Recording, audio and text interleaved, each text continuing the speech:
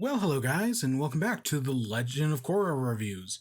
In this episode, we're looking at Season 3, or Book 3, Change. And boy, is this an improvement. My god, is this 1,000 times better. Like, I thought Season 1 was okay, right? It was okay, but it definitely had some problems. I'd be lying if I said it didn't. Book 2 was problematic as hell. Do I think it's as bad as everyone else puts it? No, not even close. I mean, okay, it's still bad in comparison to everything else Avatar's ever done, but it wasn't that bad, you know? Like, it could have been far worse. Again, compared to every other show ever made, compared to every other season of Avatar, even the first season of Korra, even the later seasons of Korra, it is by far the worst thing in Avatar. But here we are in Book 3, Change, and it definitely is a change. Because this season is so much better than the previous two. This season is, right, season 1 was good. This is great. This season, I was totally bought into it the entire time. I enjoyed the hell out of it. What a great season. Does it stand on par with the original show? Maybe. Admittedly, I am kind of having trouble distancing it from season 4. Because, so I should also point out for clarity's sake that as of doing this video, I originally wanted to get this video done at, like, before I finished season 4. But then a bunch of shit went down and that didn't happen. Sadly, I couldn't. Instead, I just finished season 4. And we'll talk about it soon-ish. On its own, I think season 3 is really good. Does it compare to the original show? Maybe. Maybe it does. I don't know. We'll talk about it again at the end. But yeah, Book 3 Change. So it's been, I think it's only been a few months since the last time we left off, or from last season. Maybe it's only even been a few weeks. That's possible. There is some temporal distance from me watching the show and now doing this review more than I would like. So I'm just also putting that out right now. But yeah, so it's following harmonic convergence, and we're in Republic City. At the end of season 2, Unalaq kind of covered it in like vines, which is how Varric escaped from prison.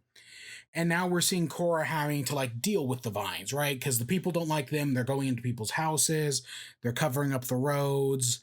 Right. It's a very, especially because Republic City is basically New York. So this is a very realistic problem. Like, hey, if all of a sudden New York was covered in vines and whatnot, that would kind of fuck up everything, especially of like an urban metropolis. And yeah, so that Republic City immediately gets fucked over by that. And Korra tries to go in and fix the vines. She can't figure out entirely why not. I think she even tries spirit bending them at one point, and that completely backfires. But on the other side of the plot, so the spirit world and the human world are now connected. At the end of the last season, I said that was maybe the best thing about season 2, was I liked where season 2 ended with harmonic convergence having happened, and now Korra decided it was in the best interest to leave the portal open. That was a fantastic idea, because that adds so much possibility to the show. And like I also said there, this capitalizes it. And it's not even like something that, oh, we have to wait for it to capitalize on it. No, the show capitalizes on it almost immediately. Almost immediately, we're back in the action of things, right? It's already started to take advantage of this with one of, in my opinion, the best ideas, right? Maybe the best idea in Korra itself. Bringing back the Airbenders. What an amazing idea for the show. The idea that now that the spirit world is open and spirits are more connected than ever, this is the perfect opportunity for the Airbenders to return. What an amazing idea. Fantastic, right? This is when they say, oh, we'll leave the spirit portals open at the end of the last season. This is exactly what what I would want. Like, the spirit vine stuff is what I'd expect, right? Like the whole like spirits and humans living together. And yeah, and we'll get back to it. It kind of capitalizes on it. It kind of goes by the wayside a little bit. But this bringing back the the Airbenders, genius. And I love that Boomy is the first one because he's one of he's Aang's other kid, but he's a non-bender. And nope, guess what? He gets airbending. That's great. It starts off this one thing I've given Korra, even though I have problems with the second season, I thought it started off pretty decently, right? Season 1 I thought started off pretty good as well. Like the first 3 episodes of season 1 hooked me. This season also starts off very strong. And the 4th season, we'll get to it. It gets better. It starts stronger, I mean. But yeah, so right off the bat, Airbenders are back. And so Tenzin's like, we should go out and find all the other the Airbenders around the Earth Kingdom, because there's bound to be more. Let's go look for them. Let's go rebuild the Air Nation. This is a dream come true. And yes, I know some people's problem with this show is that it's very grounded. Let's go with the word grounded. That they're not mobile. They never like go around. They never venture to new places. Because, right, Avatar was this big air spanning adventure, right? They literally traveled the world. They go from south to north, then they head west to the Earth Kingdom, and then they head east to the Fire Nation, right? We go on this world spanning adventure throughout 3 seasons. Korra has mostly been in Republic City. She's gone to the southern tribe a few times, and that's basically it. Korra is a lot more stagnant. And some people don't like that, right? Some people genuinely don't like that. Personally, I never had a problem with it. I thought it was a good contrast to the original show, right? The original show was always going around, moving. So to contrast it, Korra stayed in one place. But after 2 seasons of staying in basically one place, I'm glad they're going somewhere new. I'm glad we're seeing something different. It's a good idea. And especially because we haven't seen the Earth Kingdom that much. And that was the one that, right, we spent time in Ba Sing Se. You probably spend the most time with it in the original show. But I'm like, I'm down to see more of this. I'm definitely down. And especially like some of the stuff they deliver, because when we get to Zaofu, ooh, is that interesting. That's something I really like. But we'll get to that in a minute. So yeah, right, so Tenzin wants to go off, find other airbenders, rebuild the Air Nation. They've also found one in Republic City, like there's one at a bridge. Because these airbenders, it's not just Boomy. Tons of other airbenders are showing up. There's one in like a shop where like the brother freaks out because he gets airbending and he gets on a bridge. And Korra goes up and is like, yeah, I'll help you, right? We're going to go rebuild the Air Nation. Join us. Because it's shortly after this that I think Korra gets kicked out of Republic City. Yeah, she gets kicked out of Republic City because the mayor or the president's had enough of her shit. President's still an asshole, but who really cares? Like, honestly, we're gonna see a little more of him, but not much, but he's just annoying. He is annoying. But whatever. It kicks off the quest, and now they're gonna go rebuild the Air Nation. So they take a blimp. Zeppelin. I don't actually know which one it is, because there is a difference between blimp and Zeppelin. It's based on the skeletal structure of the rigging, but I don't know which one they're using in this show. I think they might just call them air balloons. At least that's what they did in the original. Whatever. But right, so they're going to go around looking for other airbenders. But then we get our villain. And what a fucking great entrance this is. So he's locked away in a prison in the middle of like a mountain. Well, not in the middle, but like he's on like a cliff. He's at like the top of a cliff. He's locked away. They've got the White Lotus has all these guards on him. And then it's like, hey, guess what? This guy got airbending. He was a non-bender. Now he's got airbending. And with that, he's able to break out of prison. It's great. Zahir is a very interesting villain. He's probably the second best Korra villain. really, he's got the most going for him. Is he as strong, or the second best Avatar villain, I mean, in general, between the 7 seasons? Is he as good as the Fire Lord? No. It's no, technically, because the Fire Lord had 3 seasons of build-up leading to him. But I find Zahir just fascinating, and I love this idea. So I praised.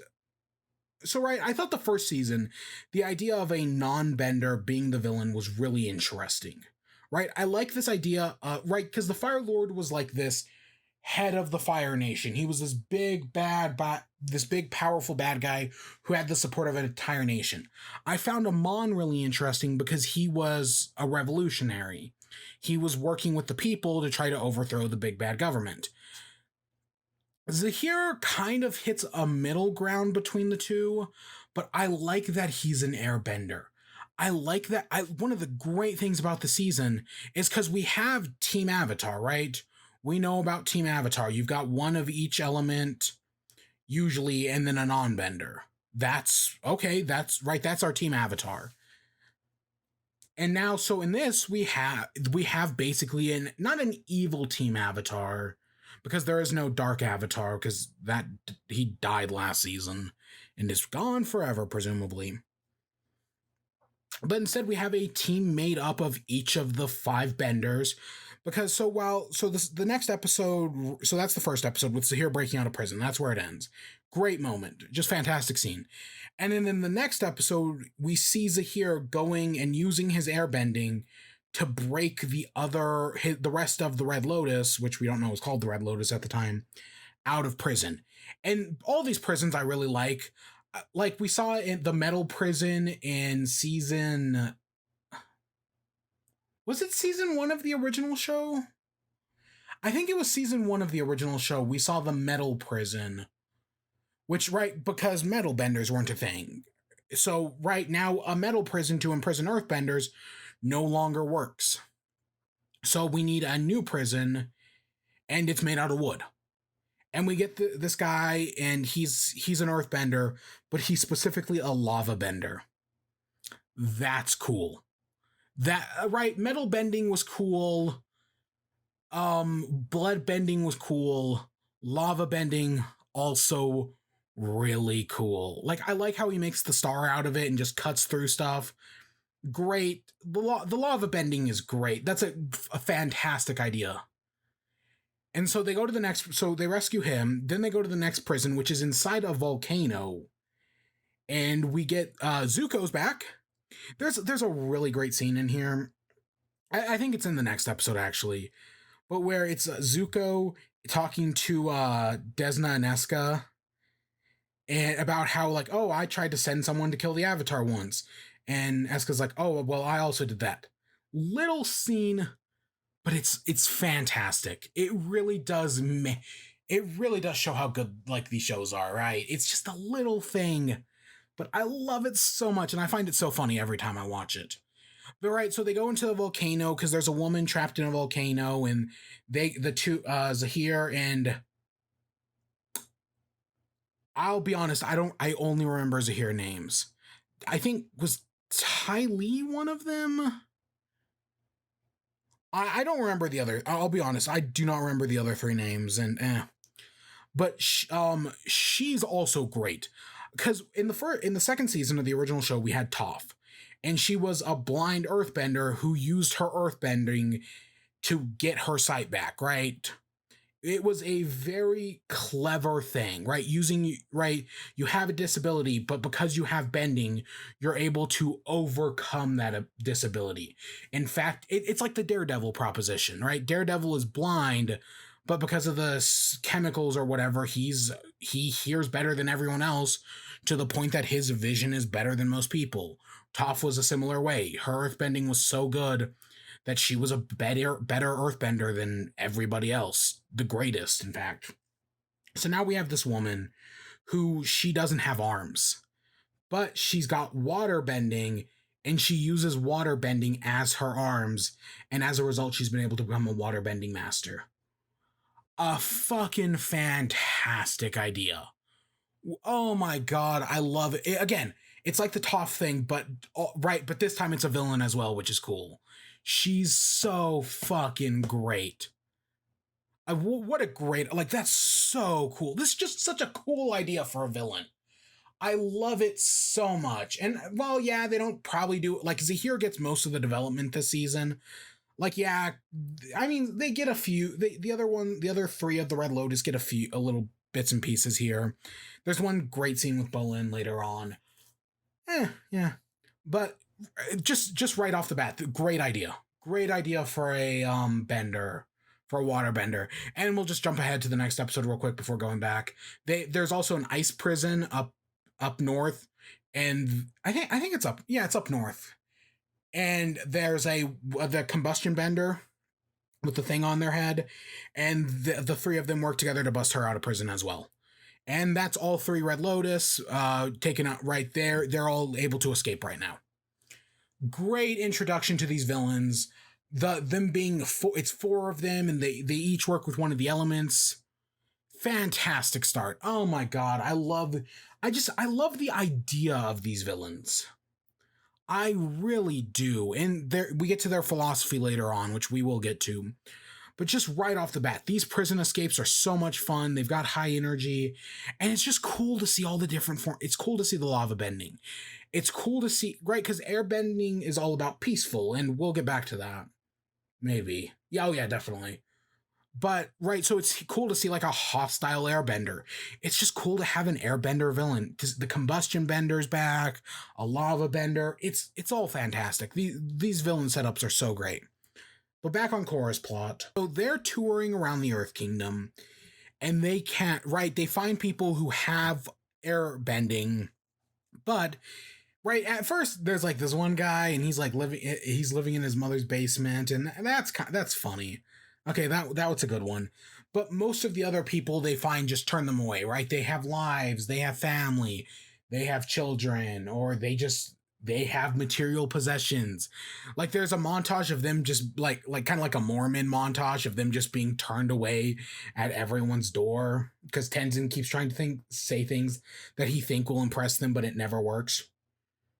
I do like that. I like the idea that even though airbenders are coming back, not everyone is going to want to join the new Air Nation, right? Part of the whole thing of Republic City is that it's a place where benders and non-benders can live together, where water, earth, and firebenders can all live in one place. No nations, none of that. So I like that they get turned away a lot early on. That's a good detail I do like. That's, I think, very important. Because, yeah, no, of course, there's no reason for every airbender to join them.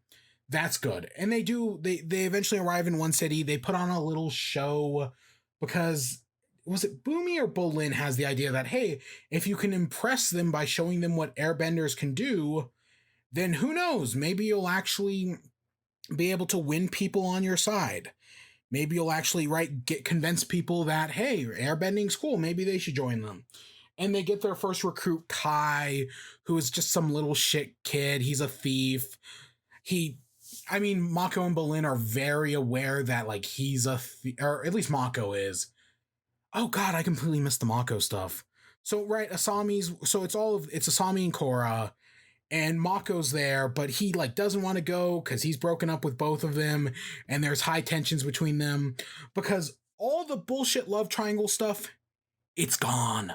If you had a problem with the love triangle, they'll bring it up like once or twice, especially like in these first episodes, it's kind of awkward, right? Because we're dealing with the fallout from that, and they'll bring it up a few more times after that.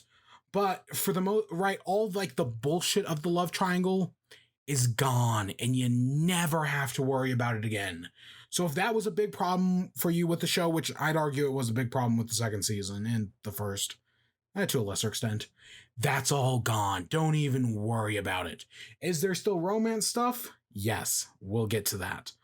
But the love triangle's gone. Rejoice, they fixed one of the problems with the show.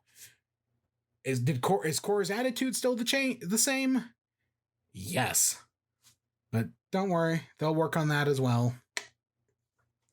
So yeah, they get Kai on their side, And so they've got their first recruit because they're working their way to Ba Sing Se, and while it mostly fails, hey, they got somebody.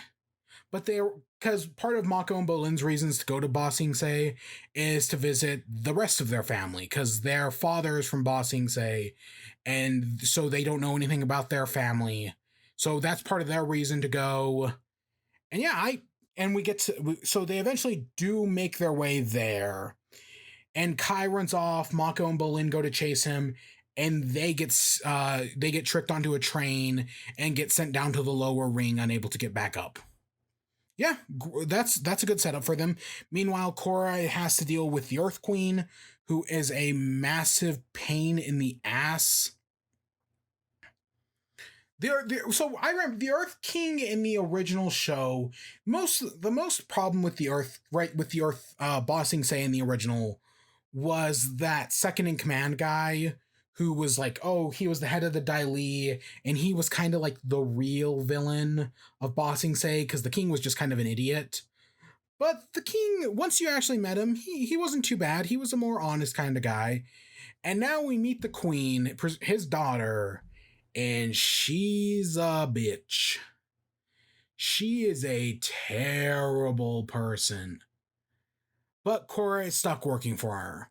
They're trying to find airbenders. She claims there aren't any airbenders, but hey, if Korra helps out, maybe they'll go. Maybe she'll tell them about the airbenders.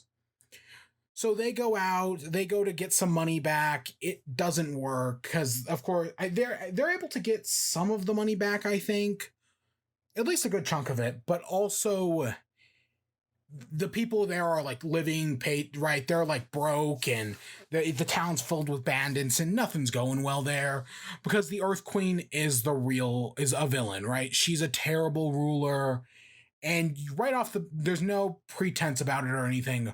Right off the bat, you're meant to hate her. And yeah, I find it I think it's interesting because while yes, right, that guy from Ba Sing Se, the head of the Dai Li, was overthrown and whatnot by Azula, I think. Yeah, that sounds right. Something Ba Sing Se doesn't change. It's always right in the original show. It was described as like, even back in Aang's time 100 years ago, it was always kind of a weird city. And so now in the modern day, it's still a weird city because as they figure out, so Mako and Bolin are down in the lower ring. They're goofing around. They sleep in trash, right? Just like the old days. And they eventually end up, they get in an argument about fruit, and then they find out, hey, that's their cousin. They meet their uncle. They go and meet their extended family, including their grandma, in a really touching scene. There's a scene with the grandma and Mako and Bolin, and Mako gives the grandma the scarf. It's really touching. I really like it. What a great little scene. The entire thing with the extended family is fun. When I was watching it, so the cousin, I was like, I recognize this voice. Oh my god, this is going to drive me crazy. I don't remember the actor's name, but it's Beast Boy. And it's the exact same voice. It's Beast Boy from Teen Titans. That was going to drive me crazy. But because I had to look it up, and that's when I found out about the Kuvira thing. We'll talk about it next season. But yeah, oh god, that drove me crazy. But seeing the extended family is good. We find out from the extended family that airbenders do definitely exist in Ba Sing Se, but they're being kidnapped by the Earth Queen because the Earth Queen is putting together an army of airbenders. Again, Ba Sing Se doesn't change. Great, right? That's another thing that I like, right? Because everyone Tenzin, right? He wants to rebuild the Earth Nation, the Air Nation, but he's got his own motivations. But I like that there are other people with other motivations and interests. It's not just, hey, right? This season isn't very black and white. It could be very easy to have Korra rebuilding the Air Nation versus Zahir and the Red Lotus spreading general chaos. But they add in the Earth Queen, who is another factor into this, and she's the ruler of the Earth Kingdom, but she's not a good person, but she is still technically the ruler because they have a monarchy. right? This and then there's the people who on the other end who just don't want to be part of the Air Nation. This isn't a black and white thing, and they don't treat it as that. I mean, yes, everyone has their own problems, but I like that. That's good. So the Earth Queen, like after she knows that Korra is definitely suspicious of something, especially after Mako and Bolin come back. So she tries to push them away, but they refuse. So they decide to, right, if the Earth Queen's making an army, because also Kai gets kidnapped at some point, because he's like scamming people to live the life of luxury. Something we have seen before actually in the original show. But now they're doing it again. Or he's doing it because he's living a life of luxury, but he gets discovered as an airbender and he gets consorted into the Queen's army. So now they've got multiple reasons to save the airbenders. Because while people like Mako are still convinced that, hey, Kai's kind of a piece of shit, Jinora has a little crush on him, and right, they've got multiple motivations. So they stay in Ba Sing Se for a little bit because they're trying to find out where the Earthbenders are. Korra, they do eventually through Jinora, because she still has her spirit abilities. And well, I thought, right, the whole Jinora showing up as like a fairy princess, Deus Ex Machina at the end of the second season was dumb. I'm actually fine with her having spirit powers. Her being able to like project her spirit elsewhere, I think is right. That's a good thing. That's right. That's good. And I like how they do use it several times throughout the rest of the show. And every time I'm like, yeah, that's fine. So they're able to figure out where the airbenders are. They go down because it's beneath the palace. They go down, they break out all the airbenders. The Earth Queen attacks them, the Dai Li attacks them, but hey, they're all able to get out. Right? The airbenders are able to use their airbending, and I like how Tenzin offers them a choice, where it's like, hey, if you want to leave, if you want to come with us and join the new Air Nation, you can. Or you can try to go back to Ba Sing Se. We're not going to stop you. And I think they all take him up on the offer, but I think the choice itself is what matters. Especially because now these people know the Earth Queen is crazy. So they decide to split ways around here. Korra, Mako, Bolin, and Asami. So those four go with Sue, who shows up because of the Red Lotus escape. At this point, they know that the Red Lotus has escaped, so they have to they want to have Korra hide away, but they decide, hey, let's go find another airbender. Let's go to Zaofu. And, Tenzin will take all the other airbenders to the Northern Air Temple. So we've split up our characters. They'll reconvene later on. And we head to Zaofu. Zaofu is a fantastic city. This is right, like when I praised Republic City. I know it's like American centric, but I didn't really have a problem with that. I didn't have a problem with them doing that. I like these more modern innovations, and we saw that in the original show. We saw the Northern Air Temple was where the glider people were hanging out and where they created the air balloons. That was all modern innovation. And while I'm iffy on the robot suits, at least in season 1, I'm fine. I like the city of metal because as a result of metal bending now existing, people are able to shape it more easily. Right, in the original show, in the Kingdom of Earthbenders, you have the Great Walls of Ba Sing Se, which were built by Earthbenders. So to have a city made out of metal, now that metal bending exists, makes perfect sense. And unlike the robots, I found a little too much. Like the planes, the electric gloves, I was like, no, those make sense. I could see those in this world. But the robots were just a little bit too technology for me. The Metal City ain't. I can believe that a metal city could exist in a world where people could build metal, bend metal. That at no point, there's no disconnect here. And I just think it looks really cool. They turn into flower buds, and that looks really cool. Because we get to Zaofu and we find out that it's Su Beifong. So yeah, it's Su Beifong runs the city. It's her city she created because she's Lin's sister. Different dad, they're half sisters. But the greatest Bender's kid made a city out of metal. That makes sense. There's an Earthbender that has the ability to tell whether people are lying or not. That's an interesting dynamic that I definitely feel like they do use. There's a lot here. And because of course the Airbender is one of Sue's kids. And while originally she wants Korra to like, hey, stay here, teach her, that doesn't entirely work out because Opal is the kid's name, and she wants to leave. She wants to go to the Northern Air Temple with all the others. Meanwhile, Zahir, so Iki and Milo and Pema are still in Republic City. They're taking any airbenders from Republic City with plans to later on go to the Northern Air Temple, right? Meet up with all the others. Also, Kaya is also here, right? Tenzin's sister. Yeah, she's also here. And Zahir shows up. Zahir shows up pretending to be a new airbender, trying to blend in with all the other airbenders. That's interesting. They do not take it far enough, in my opinion, because he shows up in the episode, and I want to say by either the end of this episode or by the next episode, he's discovered as as Zahir. He has a fight with Kaya. It's also a really good fight. There are a lot of good fights this season. We'll get to the one in Zaofu in a minute, but right, I just love the fighting of the airbenders. It's such an interesting dynamic that the show has never really explored previously. And it's not like it's going away. It'll come back in the 4th season and I'll have my thoughts on it there. But that's great, right? I love this plan to like sneak in. I kind of wish yes, he does get the information he needs that Korra's eventually that then the airbenders are in the Northern Air Temple.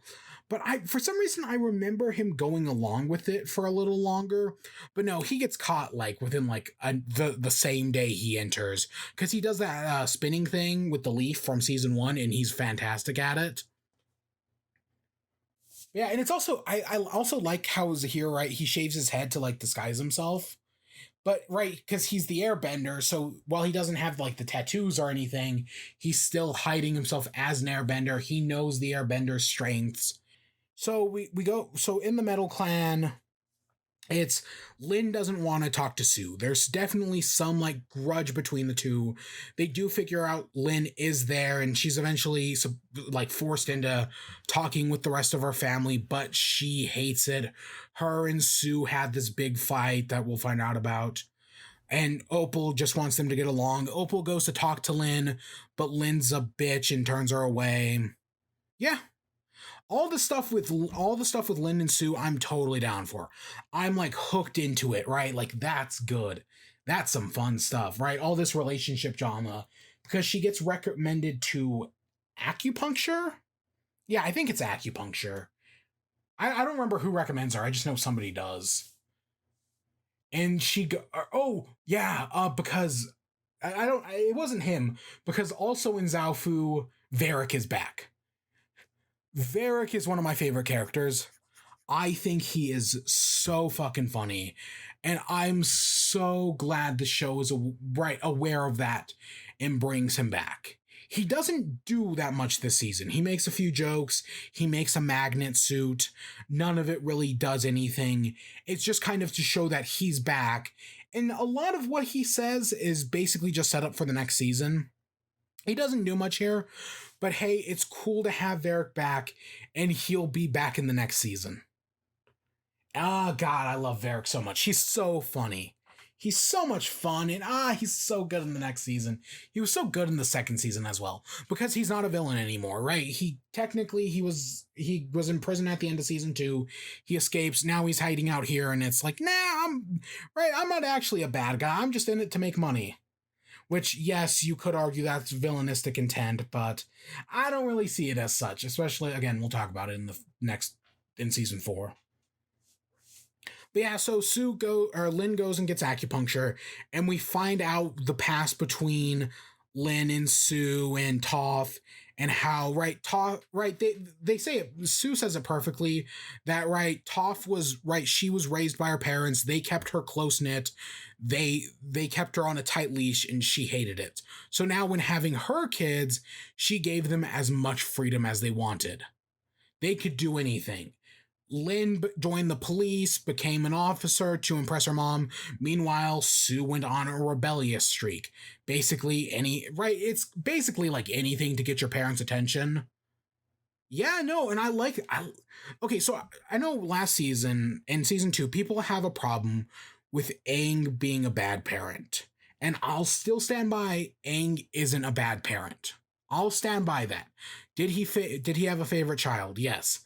But every parents do. If you don't know who your parents' favorite child was, if you have brothers and sisters, then I don't know. Most of the time you don't. Sometimes you do. Sometimes it's very fucking obvious. Some people are very bad at hiding it. But Toph being a bad parent makes perfect sense. Yep, I 100% buy that. Her whole thing about giving her kids, right, she had no freedom, so she gave her kids all the freedom in the world, makes perfect sense. Them going down their divergent paths, right, both trying to get their mother's attention in different ways, especially because their fathers aren't in the picture. That also makes perfect sense. I'm happy with all of this. I love the backstory. I love where we find out how Lin got her face scars. What a great moment. Like, holy shit. God, it's so good. This season is so good. And then after she gets done with acupuncture, she's all right. She's like lost a lot of the stress, and she's ready to interact with her family. She apologizes. She makes up with her sister. Fucking great. God damn it. I love this season so much. I'm totally invested in all this family drama, all the stuff with Opal, the other brothers who I right in the first season I talked about games. The Suze has 2 kids who are make like a metal bending game, which is right. Okay, yeah, I'm always down for more. Right, these games are a very important part of world building in my opinion. There's one son who's like the edgy artist who's like, oh well, who know, right? The meaning is that there is no meaning, man. Yeah, that's fun. That's fun. I don't know. There's a lot of good here. There's Opal's nice, and I think right her being the Airbenders really interesting. She kind of starts to hit it off with Bolin, and I'm like, ooh. I talked about how we've gotten rid of the love triangles this season. No more Korra, Sami, Mako shit. But we do have Bolin and Opal. And that's kind of our romance for the season. And I really like it. Is it kind of very awkward? Yes. Do I like that Opal can basically see right through Bolin and like cut all of his bullshit, all the advice he tries to get from his brother, who is the ladies' man? Yeah, and she cuts through it all great. But yeah, I like it. They don't really get much time, but what's there I do find cute. I'm down for it. And Bolin has all of his hesitations because he wants to learn metal bending. He's tried metal bending a bunch of times, but he's unable to do it. Which, yeah, I mean, right, as we saw in the first season, lightning bending has become more prevalent, right? More firebenders are able to learn lightning bending. They use it to make energy and whatnot. Metal bending has become more prevalent as well, but Bolin can't metal bend. So it's this struggle here, I do think makes sense. And I like that he tries to learn metal bending. Korra also tries to learn metal bending, and she's actually able to do it. They bring back the meat in the original season. There was the meteorites, and the meteorites were like you could make them into whatever shape you wanted. And they bring back the meteorites because they're better to train metal benders with. Great idea. That's a great idea right there. And yeah, Korra. So they basically say that Aang never learned metal bending, but Korra is our first ever metal bending avatar. Yeah, makes sense. Right, I could believe that Aang didn't learn metal bending. That makes sense, and I could believe right, especially with what we'll see in the next season with Toph. I can believe that, and yeah, I can believe that Korra learns it here. That's cool. But right, that's Korra's side of the story. We go back to Tenzin's side of the story over in the Northern Air Temple, as he's got all these new recruits and he's trying to teach them all airbending. Some, like Kai, are doing good. Others, like Boomy, aren't. And Tenzin's really struggling on like how to teach them. How do I advise these students? Right? I've never done this before. Nobody has in 100 years. How does he do it? And Korra gives him the idea to ask Boomy because Boomy was in the military, and Boomy gives Tenzin like basically just treat it like military, not realizing that the advice is going to backfire on him almost immediately. Okay, right. The entire like scene of them like him like training the Airbenders is really interesting because he's trying to bring back the Airbenders. I think this is where Jinora and Tenzin start fighting because Kai is like, "Hey, why don't you have an arrow?" And she asks Tenzin about it, and he's like, "No, you don't get your arrow." There's the baby bison, which are adorable. The baby bison are just, oh god, it's so cute. And there's poachers, and right, the training with the Airbenders is going terrible. They all hate Tenzin, whether he's doing military or not. They hate him. Some like Boomy are even considering giving up or abandoning camp. But Boomy is still a good leader, right? He shows off his military strength and is actually able to rally the people behind him. And they go and save Jinora and Kai, who are being attacked by poachers. It's an okay episode, right? Like we get to know what's going on with the Northern Air Tribe. There is a moment that I think happens in this episode where Tenzin looks out at all the Airbenders and is like, "Oh, I want to say he tells Milo that, oh, if your grandfather was here, he would be so proud, right? He would be so happy that the Air Nation is back." And that's a good fucking, I think that's here. And that's a good fucking moment. That's what all the stuff about bringing the Airbenders back, it's all worth it for that one moment. Right? Even after 100+ years, the Airbenders are finally back. What Aang strived for as the last Airbender is no longer true. That one moment makes it all worth it. I love it so much. It's such a good, it's a little thing, but oh, it means so much, especially after watching the original show all over again. Oh god, it's all the payoff you need. It's all the payoff you need.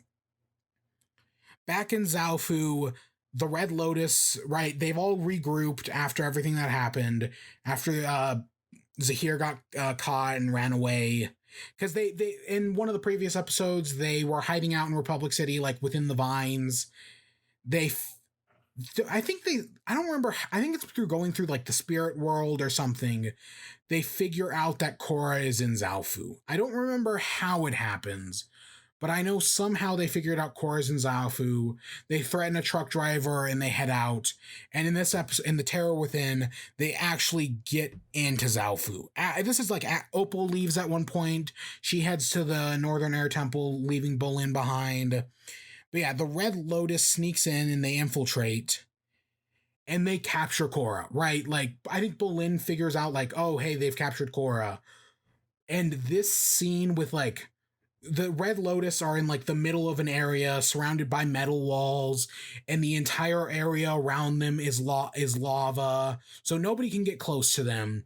The combustion bender is picking off people. I think Zahir gets thrown somewhere else, but they've got Korra in the center, and the lava bender and combustion bender are stopping them.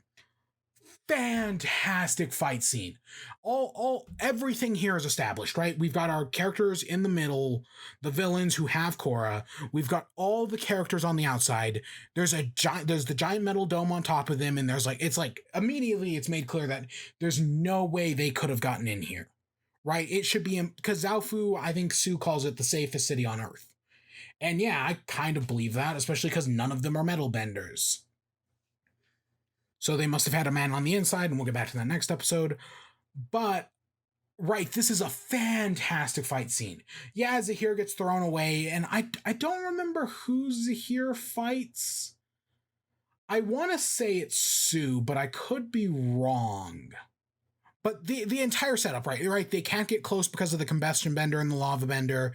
Sue and Lin have the idea to like basically halo jump in from above on cables, pick up Korra, and then get back up through like the top of the dome, but they need to stop the combustion bender, and they point out how, hey, Bolin can probably do that. He's a pretty good shot, which was something that was set up at some point earlier in the season. I don't remember exactly how, but they do definitely set up that Bolin is a good shot. So like none of this is coming out of nowhere. Every character has something to do this in this fight scene, except for Korra, but hey, it doesn't matter because you're giving everyone else time. I do not remember if Asami is doing anything. I don't know, but everything is set up perfectly here. You've got your great thing of shots and reversals. They are able, Bolin's at the final second able to stop the combustion bender. They're able to get Korra, and all of the Red Lotus are able to escape. Right, they're barely able to escape. It's a great scene. It's a fantastic fight scene. It has all the suspense you need. The fact that Korra's not even in it and that the villains have her, great. Everything about this works so well. God. I love it so much. So the next episode is like questioning like, hey, there's no way they could have gotten into the city. So something must have happened. And they figure out that, right, they go through questioning all the guards because there's the guy who can see who can tell if you're lying or not. And they eventually find out that, hey, this one guard is lying to them. They go and find out that he has like some sort of connection to the guards. Varric comes in and is like, hey, if you wanted to frame somebody, this is exactly how I would do it. And because I framed Mako in the second season. Great little, again, Varric is fantastic. Him harvesting the pumice stones for his calluses, funny little moment. And yeah, no, it's nothing tracks in this scene. And Varric is the one character who kind of is willing to come in and point out the bullshit. And he's done it in the past, and he'll do it again in the future. And that's one of the things I really appreciate about him, is that he's kind of weird, but he's definitely, when he calls himself a genius, he's not full of shit, right? Like even from like the writing standpoint, he's willing to pick apart some of the bullshit. But they eventually figure it out that, hey, if nobody can lie, then the only person who could lie was the truth teller. They go into his house, find out he's up to something. They have their little confrontation. Team Avatar is back together again. I'm totally down for more Team Avatar. Team Avatar's cool. They have their confrontation. He is able to escape, and he blows up all the evidence so they can't track him. They decide to leave the next day. But Sue betrays Lin and is like, hey, I've got a Jeep ready for you. Go out, find him, right? Bring him back here. I want revenge. That was my most trusted advisor, and he just betrayed me. Fuck him. Go get him. Great. Right. Some things never change, and it's just betraying Sue. It's like, hey, I'll think of something in the morning when Lin wakes up. Right. Great moment from Sue. I like Sue so much. I think, right, she adds that her and Lin, like, yeah, we saw them in the first season, and there were some good moments, right? Lin had her good action scene and whatnot, but I love them. I love that we've gone more in depth into Lin. I like Sue. I like Zhaofu. It's all so cool. So, yeah, that's the stakeout. They go out and they go looking for... they're looking for the guy... And right, he hopes that, hey, if we find him, that'll lead us to Zhaofu, right? That'll lead us to, or if we find this guy, that'll lead us to Zahira and all the others. They eventually end up at the Misty Palms Oasis. God, I cannot believe I remember that name, but I forget all of the others. They end up there. They're staking him out. There's a bit with Pai Sho, which is a good kind of subtle way to set up what's about to happen.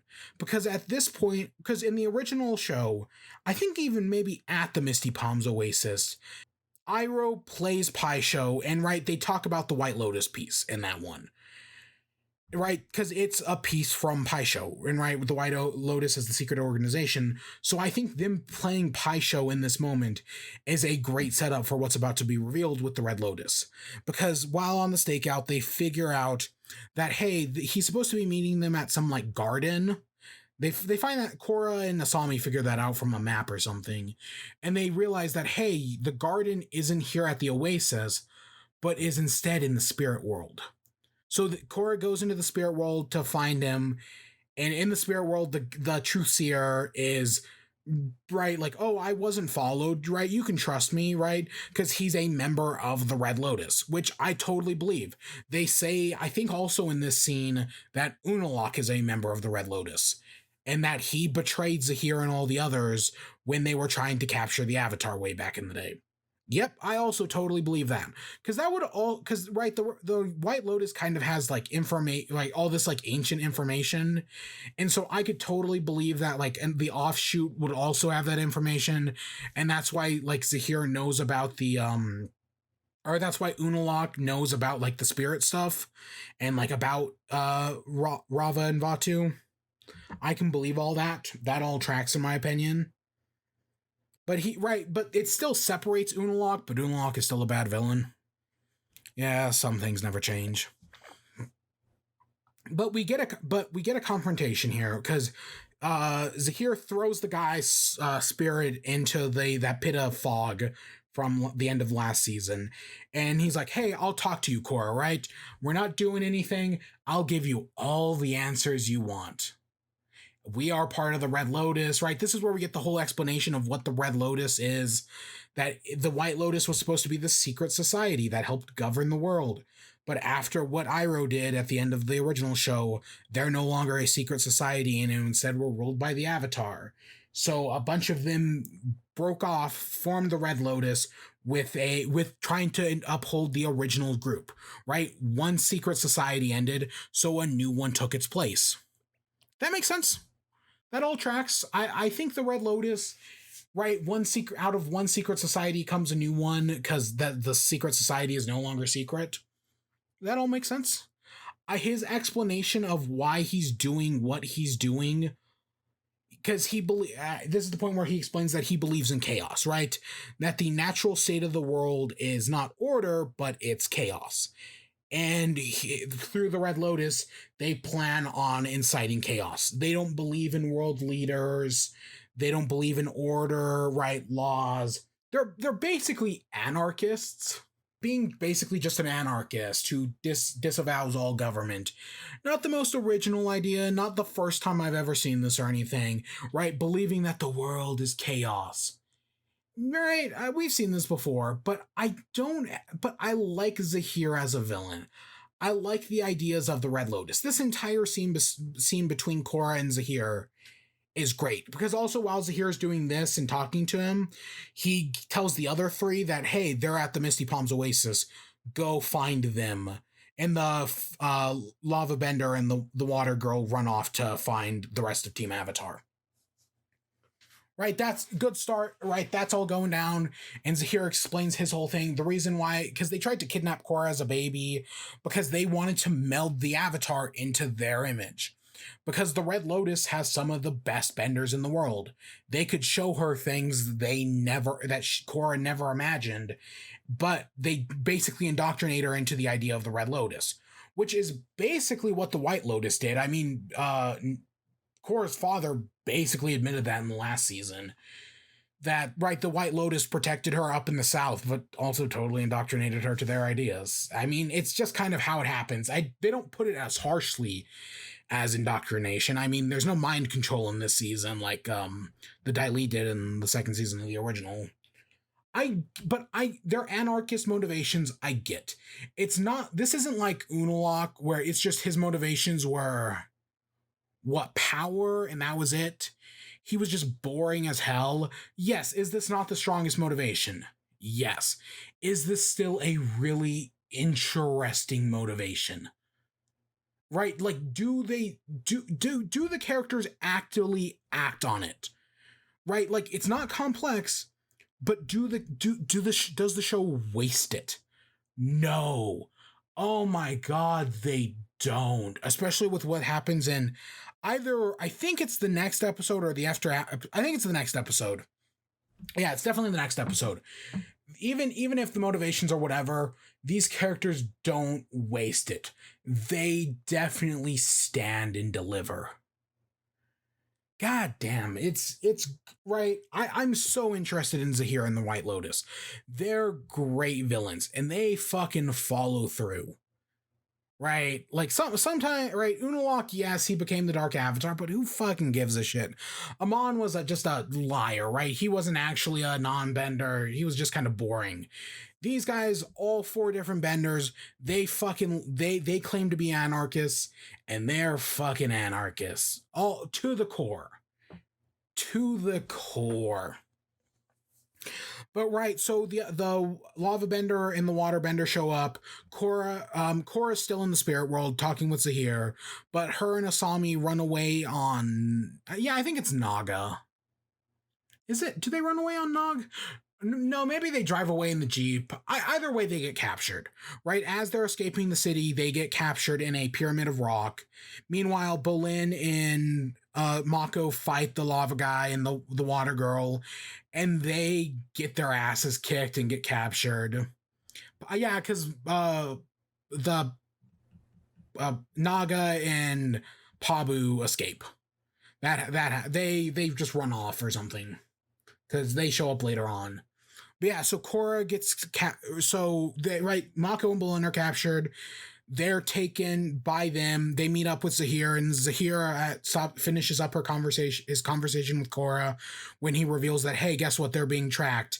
And by this point, when she wakes up, she should be in their custody. Instead, she wasn't actually captured by them, but was instead captured by the Earth Queen, who they're now in a Zeppelin heading back to Ba Sing Se. Again, we're working right. Like I said, a lot of shit was going down in the second season to the point of it being exhausting. And there's a lot of stuff going down here as well, but it's mostly divided into like 3 or 4 angles, right? Every action or lack of that falls into one of like 4 categories: Korra and team, Red Lotus, Earth Queen, or what Tenzin's doing. And some of those are all opposite sides. Some of them share like overlap. And so yeah, Korra and Asami are stuck here. They eventually break out of the airship. They destroy the airship. They're able to crash it into the sand because yeah, Korra, for as much as I like to say she evolves, and she definitely does, Korra has definitely evolved as time goes on. She's still a very brash character. And yeah, in this moment, as they're trying to escape, she accidentally destroys the controls to the airship, and it's brought down in the desert. She's stuck there with the crew of the airship, who was like, hey, you're still our prisoner, but they're stuck in the middle of the desert and have nowhere to go. They try to fix the airship, which is honestly just kind of a waste, because yes, they do spend time working on the airship. There is hint of this big sandworm off in the distance, and then the second they get the airship up and running again, the sandworm destroys it. I don't know, I guess it's just buying them time for something to do, but they spend a little too much time on it, in my opinion. But after they figure that out, after their airship gets destroyed, it's like, hey, sandbenders use sand sailors. We've got metal here. We've got the destroyed airship parts. We can make a sail. Why don't we just make our own sand ship? We've got an airbender here. We can do this. So they make their own sand ship, and eventually, even though these two people are on opposite sides, Korra and Asami on one, and all the captain and all of his men, they have to work together to get out of the sand, and they are able to eventually, I think, going right back to the Misty Palms Oasis. But meanwhile, Mako and Bolin have been captured.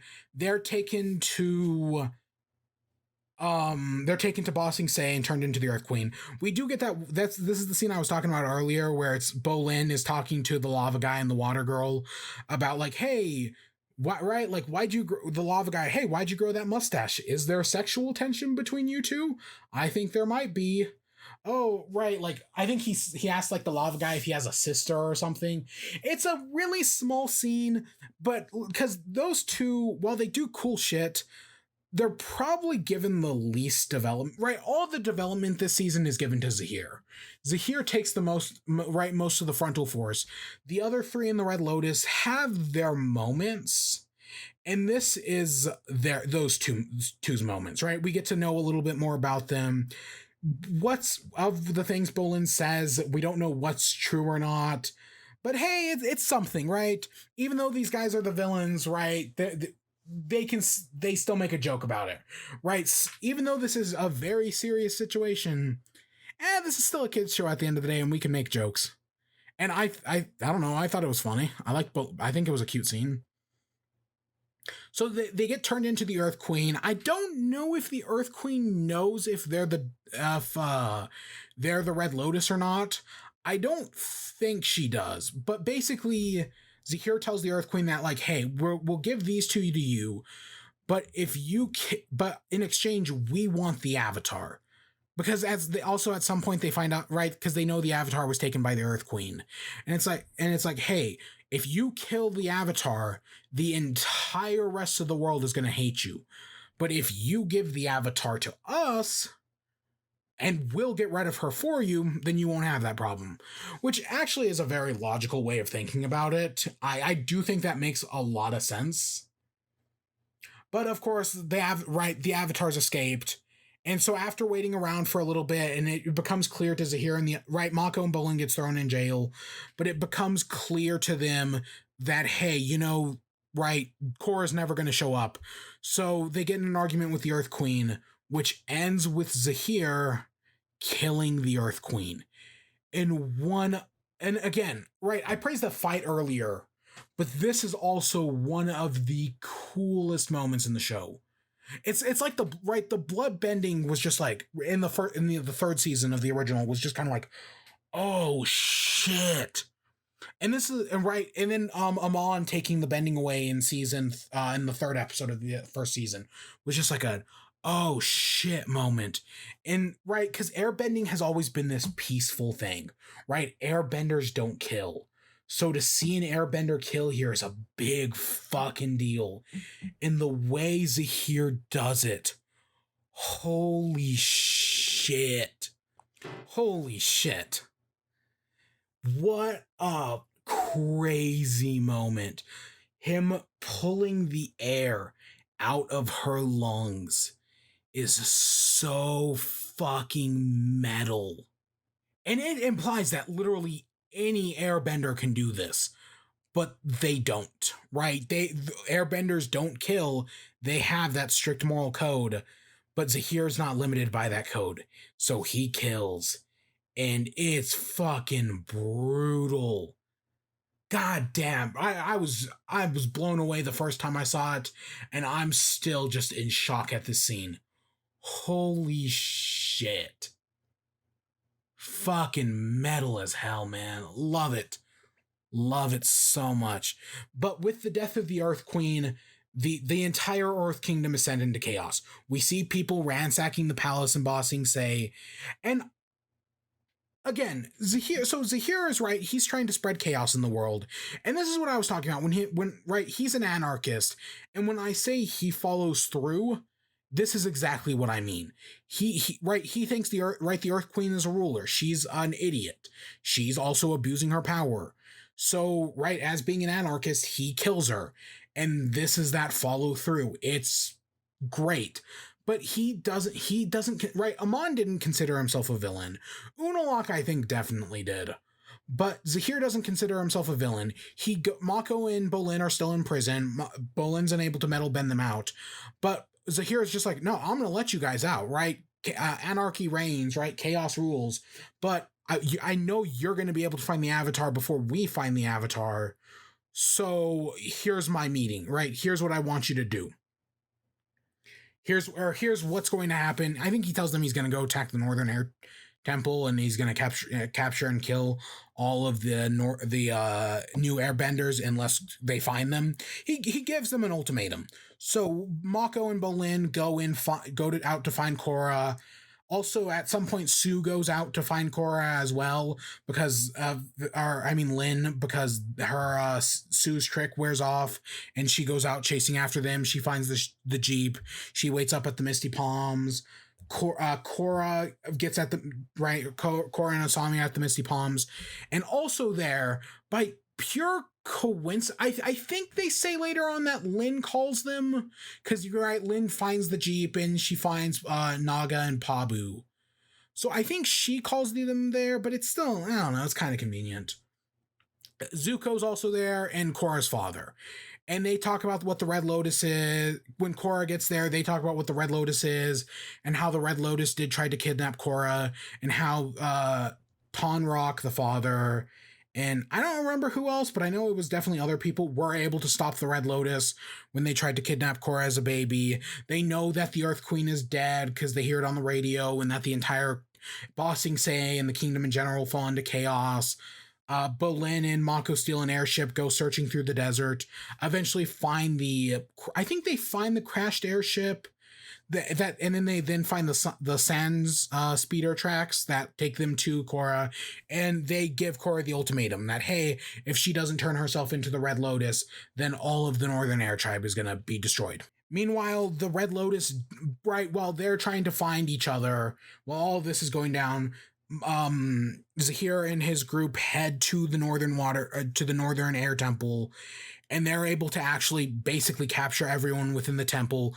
There is again, all these benders are so interesting, and all of these fight scenes are so well choreographed. There's a great fight scene here between Zahir and Tenzin, Kai and the Water Girl, and Boomy and the Lava Bender, right? They're all clashing, they're all right? They're all fighting, and it's just a fucking great moment.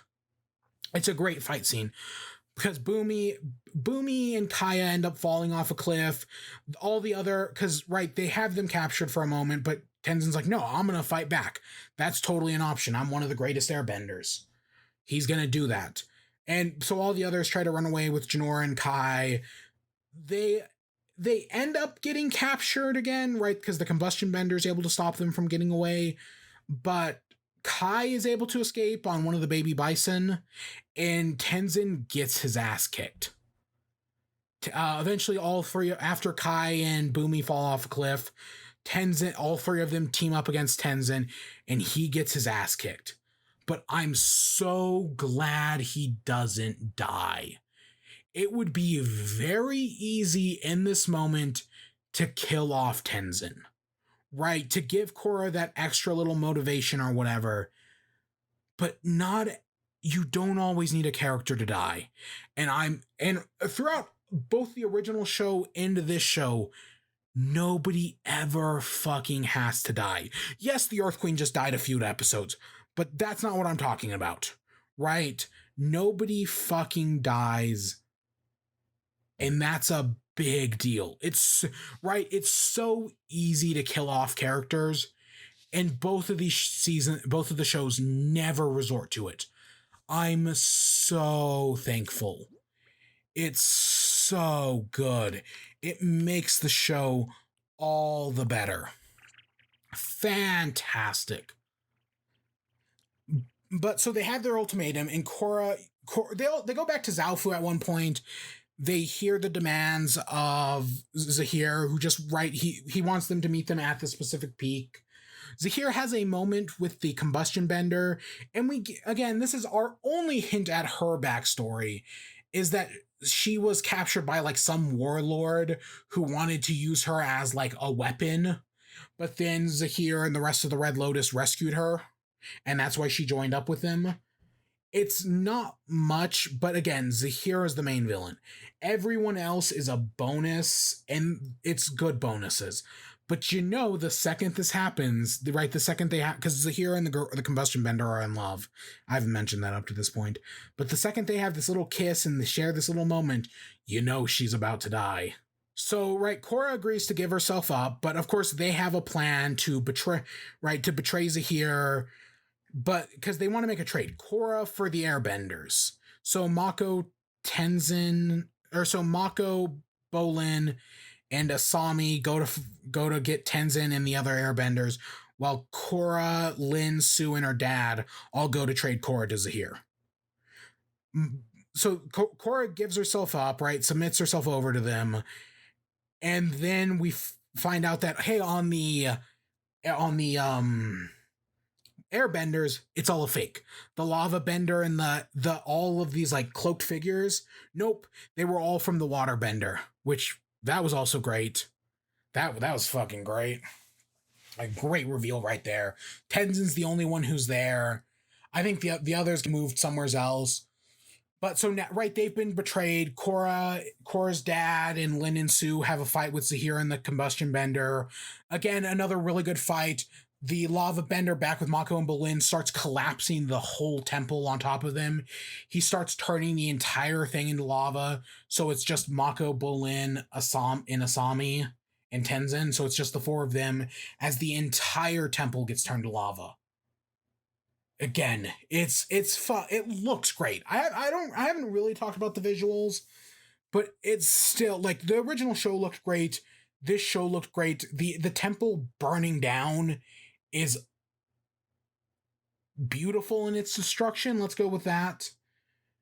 Right? It's like the burning of the Library of Alexandria via the Hot Topic t-shirt stand.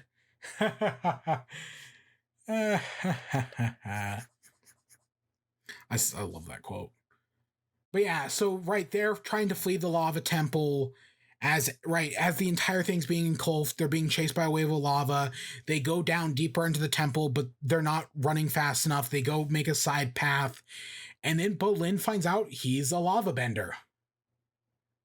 Okay, right. There was an entire subplot about him not being able to metal bend. So the idea that Bolin is a lava bender, sure.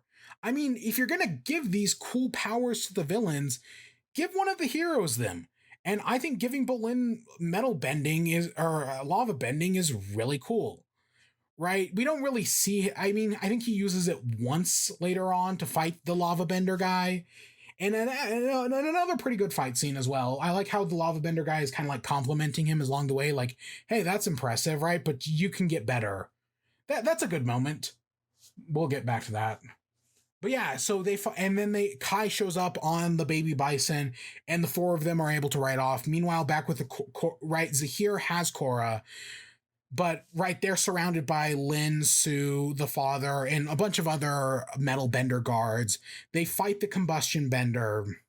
The airship gets thrown away at some point, but they fight the combustion bender, and again, another fucking really metal scene.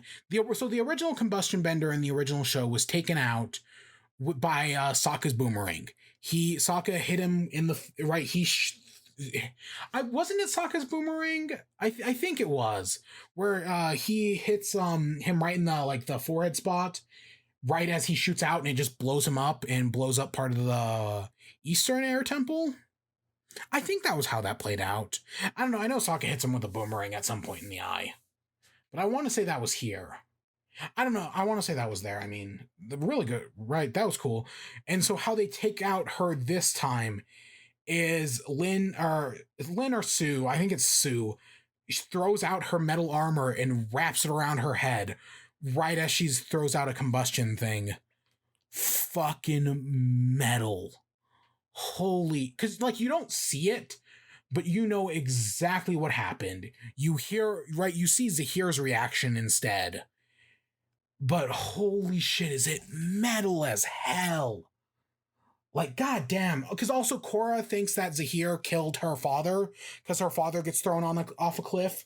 But we find out, I think almost immediately, that no, he's not dead. In fact, he was saved by someone else. The head of Lin's guard, Kovira. Remember that. The combustion bender gone, and Zahir almost defeated. He has lost everything. And throughout this entire season, he's been mentioning a airbender who had the ability to fly. Only one airbender has ever had this in the history of airbending. And because he's now lost everything, he's able to disconnect himself from the mortal coil, and Zahir gets the ability to fly. I mean, we gave Bolin the cool lava bending ability. Give Zahir the ability to fly. Sure. It's right. He enters the void as the episode's titled. Again, a great moment. Just because the entire season has been hinting at this, right? That, oh, that Zahir knows the history of the Airbenders. He studied them.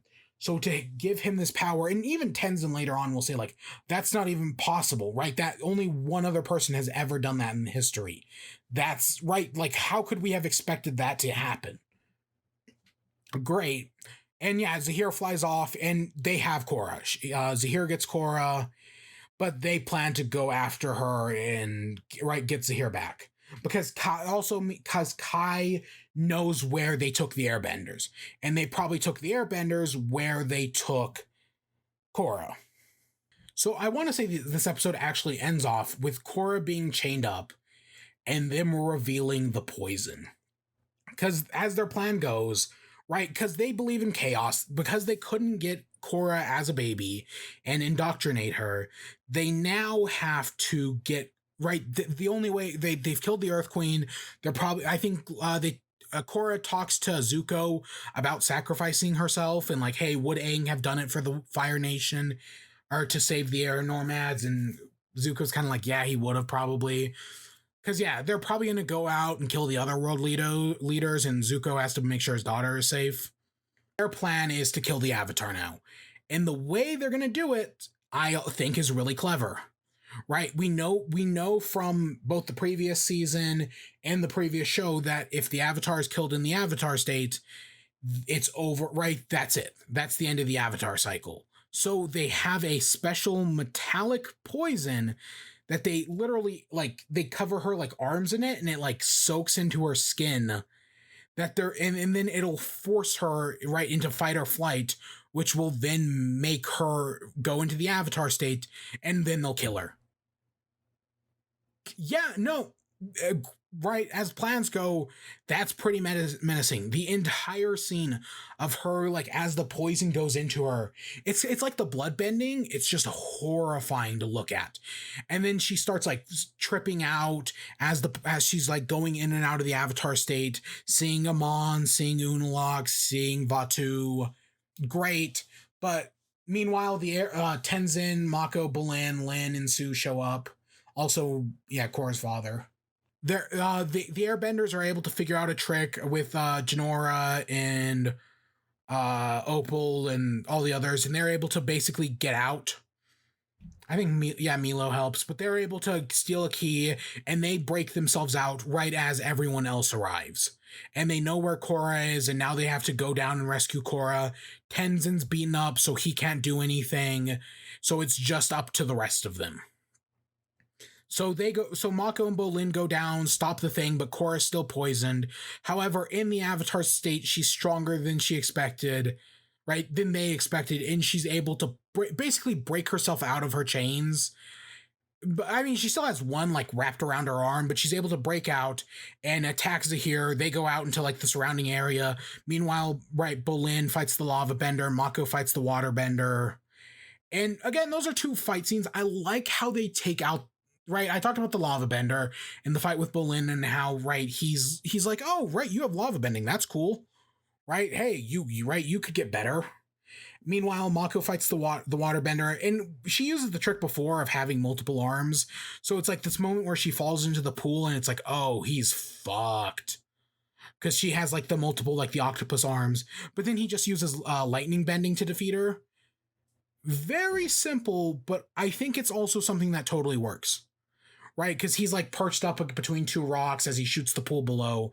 And now that, right, like back in the day, that wouldn't have always worked. But now that lightning bending's like more of a prevalent thing, right? I could see that. Right, because there's kind of this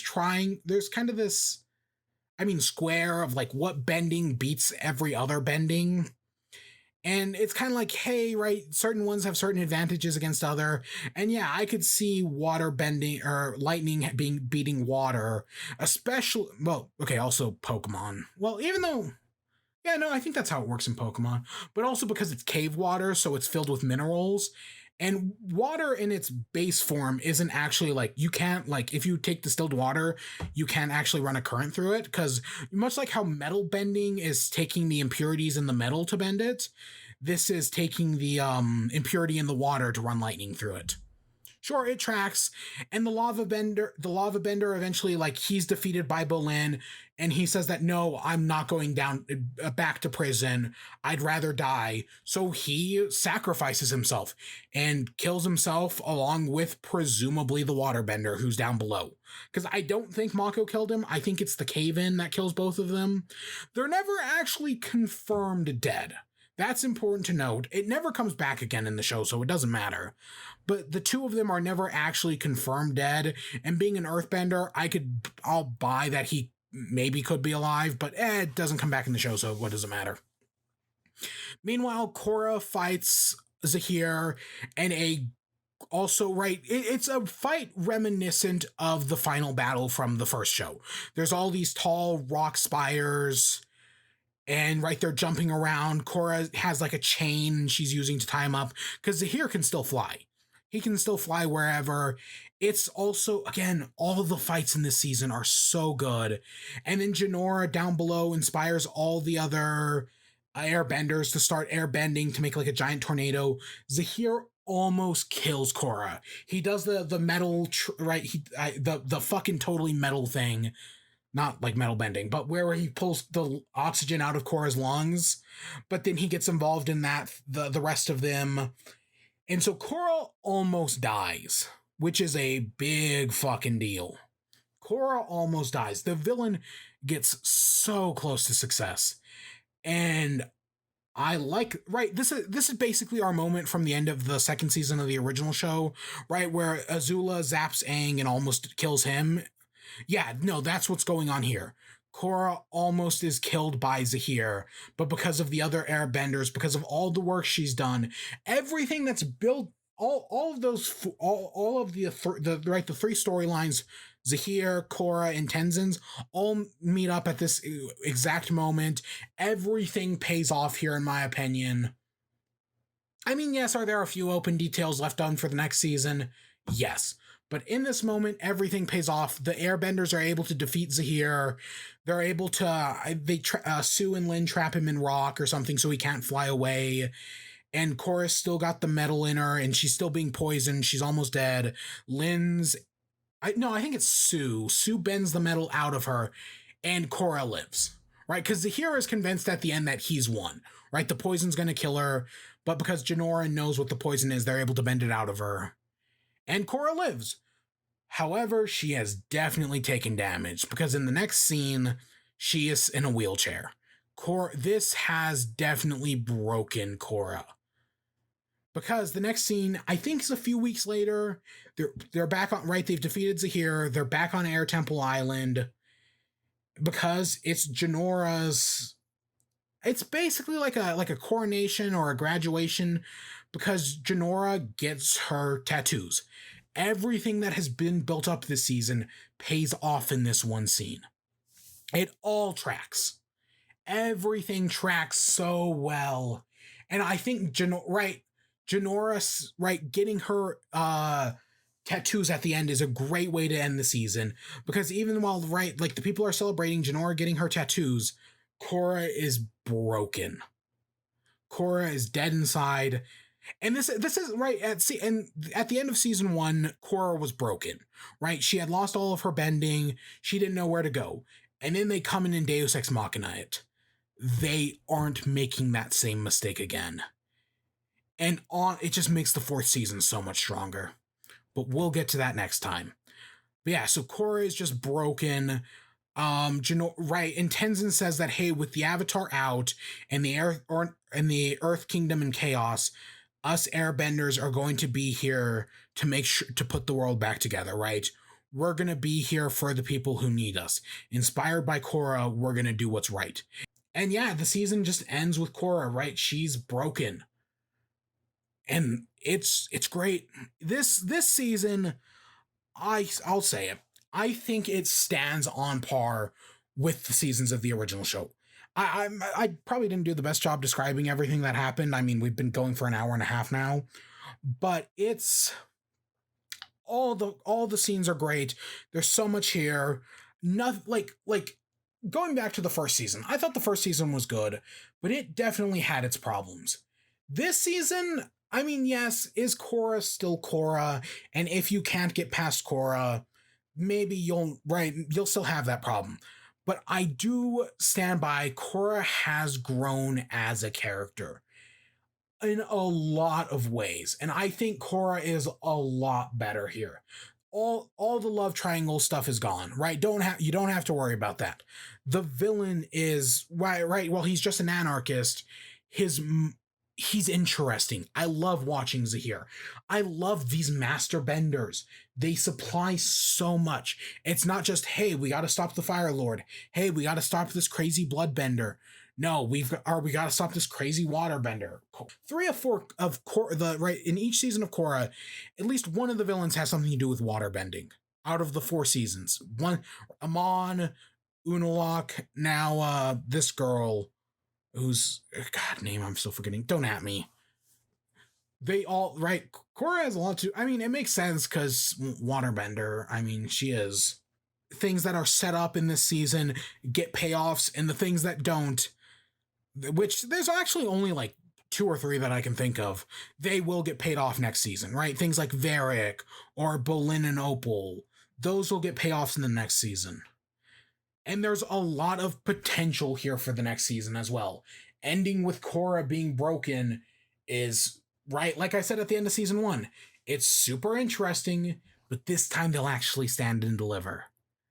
Now, I think this is where the controversy arises about the show being right, like Nickelodeon. I think it's halfway through this season that Nickelodeon took Korra off the air. Right, Nickelodeon takes Korra off the air and puts it online.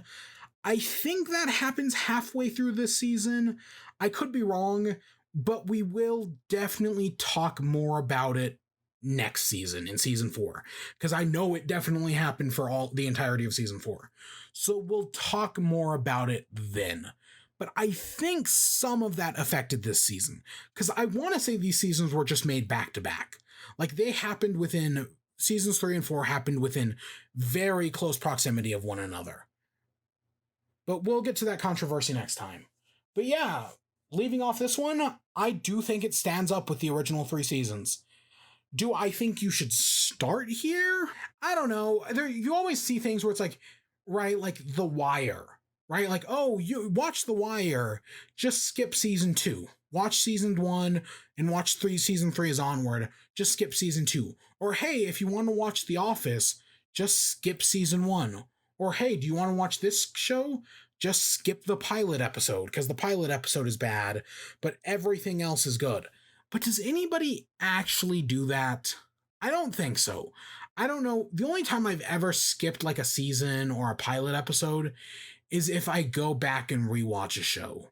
Like I rewatched The Good Place recently, and there were specific episodes I was looking forward to rewatching, so I skipped a good chunk of the first season because I was looking for specific episodes. And hey, the 4th season of that just got added to Netflix today. Oh boy, am I excited. It's just, I do think this stands up with everything else of Korra. I don't know, some people are still going to have problems with it. Some people are never going to be able to get past certain factors, even though I stand by they've gotten a lot better. But yeah, I think is it as good? Maybe not. Is it still a solid 4th place? Maybe even 3rd, depending on how you look at it. Yeah. Yeah, no, I could see an argument for this being better than one of the seasons of the original show. I could see that argument. There's a lot of good things going on here. I strongly recommend it. It's so good. It's just done so well. And the 4th season. Oh, the 4th season is complicated. Good, but complicated. But we'll get to that next time. But for now, I hope you all enjoyed. Stay tuned for more. Until next time, peace.